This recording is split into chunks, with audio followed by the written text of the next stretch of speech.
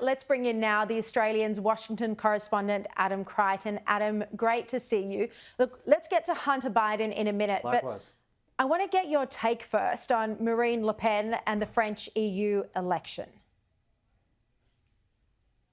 Well, I mean, it's not really surprising. Her party's support has been growing now for years. Remember, she ran for president in 2017, in 2022, and her support's been growing each time. And all the forecasts are that she'll probably win in 2027. The so-called far-right parties, the growth of them is a symptom of widespread dissatisfaction with rampant immigration, with rising prices, and you'd probably also have to say in the European case, fear of a war with Russia.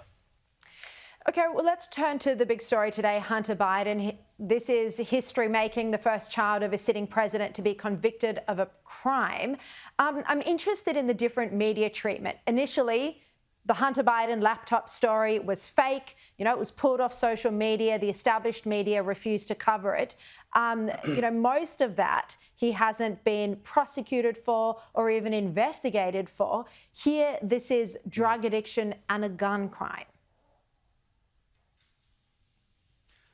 Yes, well, look, certainly. I mean, the big takeaway for me, I think the long-term impact of this case is really, as you suggest, the verification of that laptop. I mean, this was censored. It was obviously real. The FBI had this laptop, in fact, as you probably know, from 2019. So they knew it was real. They certainly knew it was real. And yet the story from the New York Post was censored in October 2020. That's just extraordinary stuff. And so, the confirmation that the laptop is real really is extremely embarrassing for most of the mainstream media. And of course, those famous 51 Intel experts.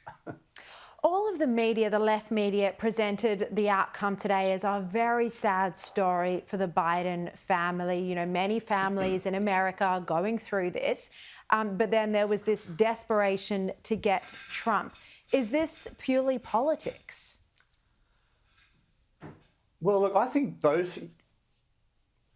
I really think that both men are the subject, I think the victim rather, of the weaponisation of the justice system. Certainly in the case of Donald Trump, you saw the Democrat Party hankering for him to be prosecuted. But I think it's also fair to say that the only reason that Hunter Biden was prosecuted was because he's the president's son. And there were, constant calls from Republicans for him to be prosecuted. I don't think if he was an ordinary Joe Blow in the US, that he would have been prosecuted for this crime, which after all is extremely hard to prove whether or not someone is taking drugs at the time when they buy a gun. But of course, in the president's son's case, there was so much scrutiny of his private life that it was well known that he was.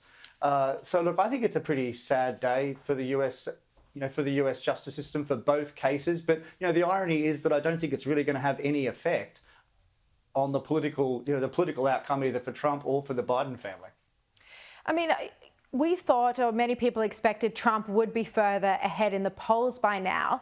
The fact that he's not, overwhelmingly ahead of Joe Biden, does this show that the criminal cases have had an impact, perhaps with undecided voters? Well, look, I think both of them are very weak candidates. I mean, Trump is ahead in the polls, he's ahead in the betting markets, and I think the takeaway, from the hush money case is that it didn't really seem to affect his standing very much at all. I mean, of course, sentencing hasn't happened yet. That's on the 11th of July.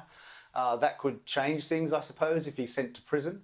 But he remains ahead. And of course, from the hush money case, he raised about $100 million or more for his campaign. So if anything, it may have actually helped him.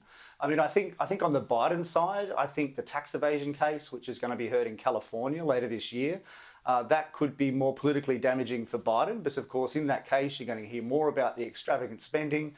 And of course, there'll be more allegations of corruption in relation to Joe Biden and Hunter Biden's finances and their operations in Ukraine and China when the older Biden was vice president. So I think that could be more politically damaging. Yeah, all right. It will not be out of the news for long. Adam Creighton, thank you very much for joining us tonight.